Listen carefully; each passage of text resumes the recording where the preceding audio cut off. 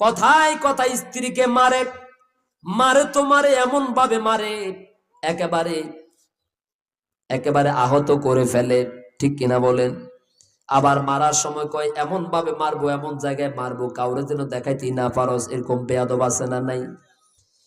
মনে রাখবেন, দুনিয়ার কোন নবী, দুনিয়ার কোন রাসূল তার স্ত্রীকে মেরেছেন, বউকে পিটাইছেন, নির্যাতন করেছেন, জুলুম করেছেন, এমন কোন ঘটনা নবীদের ইতিহাসে নাই।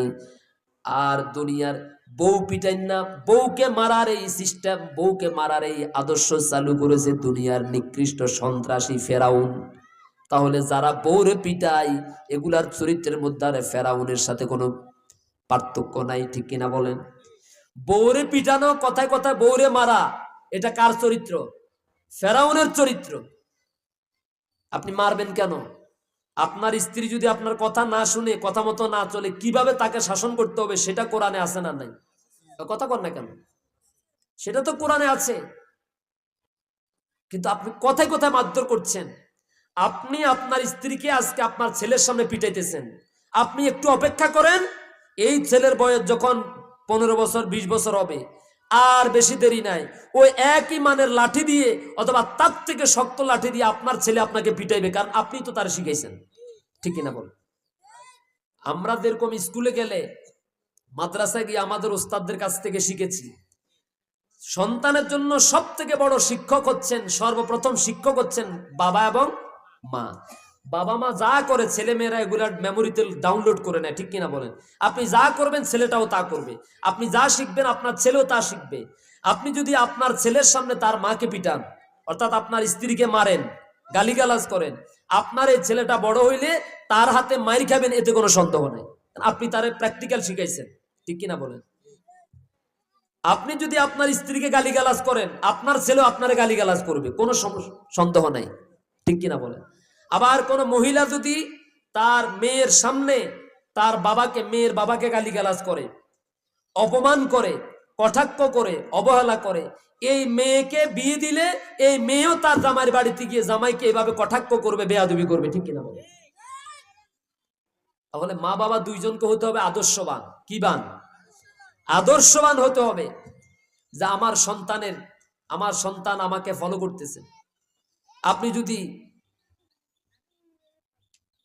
এজন্য আল্লাহ সুবহানাহু ওয়া তাআলা কুরআনুল কারীমের মধ্যে চমৎকার করে বলছেন, ওরা যদি কথা না শুনে, তোমাকে না মানে, ফাইযুহুন্না, তোমরা তাদেরকে উপদেশ দাও, তোমরা তাদেরকে ওয়াজ শোনাও।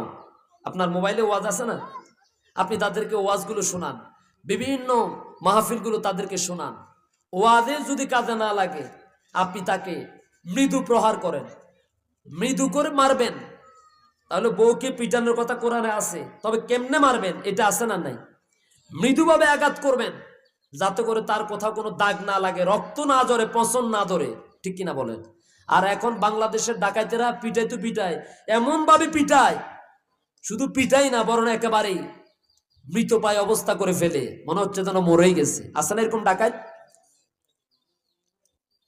এমন ভাবে মারতে হবে, কথায় আছে না, শুধু মারলেই শাসন হয় না, কথা দিয়েও শাসন করা যায়, ঠিক কিনা বলেন? শাস্তি দেওয়া যায়। এরপরে যদি কথা না শুনে পরিবর্তন না হয়, এবার আপনি তাকে বিছানা থেকে আলাদা করে দেন, শাস্তি দেন, ঠিক কিনা বলেন? বাপের বাড়িতে পাঠাই দেন, কথায় কথায় তালাকের ধমক দিবেন না। আপনি যখন 1 মাস 1.5 মাস কোনো খবর রাখবেন না, খোঁজ খবর নিবেন না, তখন ভয় পাবে, চিন্তা করবে, বোধহয় মনে হচ্ছে এবার আমারে আর নিবে না, এবার বোধহয় সে কঠিন ভাবে শক্ত হয়েছে, ঠিক কিনা বলেন? এরপরে দেখবেন যে হয়তো যদি মানুষের বাচ্চা হয়ে থাকে, তাহলে মাফ চেয়ে, ক্ষমা চেয়ে বলবে যে আমি আর উল্টা পাল্টা চলবো না, আপনি যেভাবে আমি সেভাবে চলবো, ঠিক কিনা বলেন?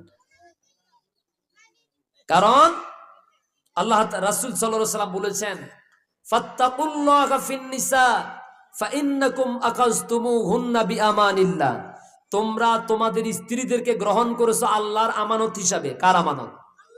তাহলে আপনার স্ত্রী শুধু আপনার স্ত্রী নয়, এটা হচ্ছে আল্লাহ প্রদত্ত আপনার ঘরে আমানত। আল্লাহর কি? তো আমানতের খেয়ানত করলে তারে কি বলে? মুনাফিক বলে। আমানতের খেয়ানত করলে কি বলে? মুনাফিক বলে। সুতরাং আপনার স্ত্রী হচ্ছে আল্লাহ প্রদত্ত আমানত। বিয়ের পর থেকে মৃত্যু পর্যন্ত তার যত দায় দায়িত্ব, এমনকি 2 টাকার পানও যদি লাগে, এটা থেকে শুরু করে লক্ষ টাকা পর্যন্ত চিকিৎসা থেকে শুরু করে সব দায়িত্বগুলো স্বামীর উপরে। কার উপরে?